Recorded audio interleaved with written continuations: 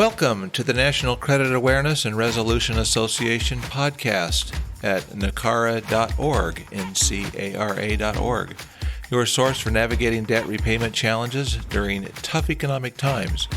Today we'll explore how small business owners can use more effectively Creditor Tools, specifically Collateral. NCARA aims to bridge the gap between debtors and creditors as a paradigm shift allows debtors to propose their own repayment solutions. Let's get started.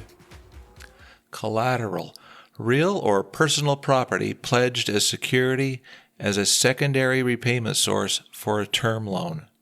The collateral is subject to being forfeited should the loan go into default.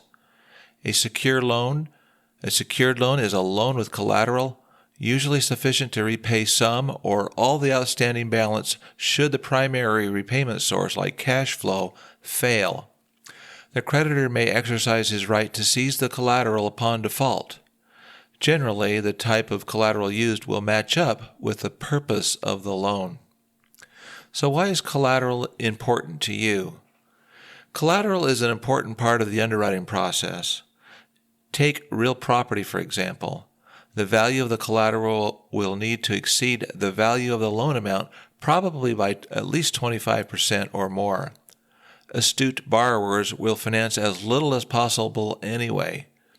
So it's not uncommon to see loans with a 50% equity cushion or 50% loan to value. There needs to be a minimum equity cushion appropriate for the collateral type and the duration of the loan term per regulatory guidance in most cases. Creditors will often install a loan covenant that is designed to ensure the loan balance maintains a certain equity cushion throughout the life of the loan. Should the collateral value fall below a measured loan-to-value ratio, the debtor may be required to reduce the principal balance to return to a compliant ratio. Regardless, the debtor's loan documents will generally state that you are required to maintain the collateral in good condition while the loan balance is outstanding. Market values often increase, but they often decrease too. The equity cushion will help ensure the creditor will be repaid if the collateral becomes the only repayment source for the loan. Real estate collateral may not be as worth much as everyone thinks. Keep in mind that there's a big difference between you, the debtor, owning the asset, and the creditor owning the same asset. You will do what you do with the collateral, but if the creditor forecloses or otherwise acquires the title to the collateral, it's another story altogether. A creditor, usually a financial institution, will need to sell the collateral, an asset that is not part of the creditor's regular business model, like yours. Lending institutions lend money. They don't operate construction equipment or use office warehouse buildings as an industrial enterprise. The market instinctively understands the difference, and when a creditor owns collateral that it desires to sell, in other words, must sell, the creditor may encounter a steep discount and possibly material expenses relating to the disposition of the collateral. It's possible that discounts based on collective bids or offers from the marketplace may be anywhere from 10 to 20% lower than what the collateral is worth.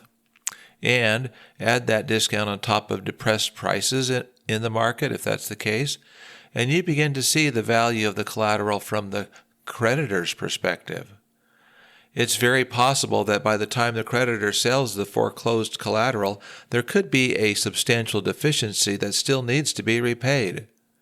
In some states, the lender gets either the collateral with no deficiency, or it can go after the owners to collect and abandon its interest in the collateral. Lenders will often sue to collect on any deficiencies once collateral is sold, if that's allowed in that state. How about personal property? Personal property consisting of inventory, equipment. Unlike real property, the creditor will perfect a lien interest by filing a recorded UCC financing statement, and you'll also sign a security agreement. Rolling stock like vehicles will be titled, and the creditor's lien interest will be recorded on those titles. So creditors will often pull new UCC searches to confirm whether other creditors also have a junior lien interest in the collateral, but the most senior lien position will be the first to be paid from the liquidation proceeds should that happen. This short ad is sponsored by the Debt Crisis Problem podcast. Attention listeners, please join us at tunabudget.com to tune in to the Debt Crisis Problem podcast, where in plain English we discuss the 20 risks that could soon fuel a serious economic downturn.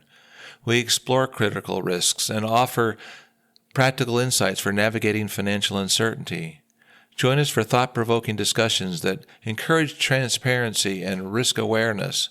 Subscribe now to stay informed and be ready for whatever comes next. What is the real cost of going too far to save a business?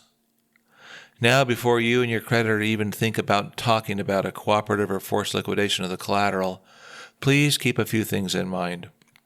This is your business. It's serious business when you're experiencing financial setbacks. If you don't know already, you may know all too soon. The stress of insufficient cash flow, the burden of heavy debt, and the toll it takes on you and your family, employees, and other stakeholders, this is a very big and real deal. So if your debt load is too heavy for you and your business, realize that it's possible that you may need to lose your business and all the equity you put into it. Yes, you can and should do everything you can to maintain your business, but give yourself some time to really think about the real cost of going too far to save the business if it's nearing life support already. Why in the world would any of this make sense? Frankly, here's a good reason or two why saving a business on life support may not be the right decision. Come along on a little journey a few years from now. Put yourself in the shoes of a business owner that took his business way too far in trying to save it. What cost did he really pay in the end? Did there not enter his mind any warnings? Or did pride get in the way, and at what expense, really? There are way too many business owners' tax returns filed each year that have alimony and child support. How sick, how sad. Behind the scenes of some of those businesses sits an owner by himself with a half-defunct business where the fun of operating such a business is long gone. Many are the reasons why this is so. In most cases, the personal failures should not have happened. Maybe the owner gave away too much time and resources to save the collateral, which is nothing more than metal and sheetrock, wood, nails, screws, paint, rubber, plastic, tile, asphalt, cement, inventory, shingles, carpet, glass, and the list goes on and on. Look at that owner and ask yourself if saving such collateral stuff was worth the price he really paid. Oh, and now gambling losses show up in his tax return. Some life, right? In the meantime, he lost relationships with his wife, his children, his future grandchildren, and so forth. No business is worth that cost whatsoever, in my opinion. A new business under different circumstances can be formed later. There may come a time to hand over the keys to the creditor and tell him you're taking your wife out to dinner. Think about it. Where do you sit today? Thank you for joining us. Today we covered the creditor tool Collateral. As debtors prepare to propose their own repayment solutions, we want to hear from you. Share your own credit risk memo and debt repayment experiences, questions, and recommendations with us at NACARA.org. If you found today's episode helpful, please subscribe for future notifications of future podcasts. Your feedback helps small businesses stay in business. Until next time, step forward, take responsibility for your own debt repayment solutions. Thanks again.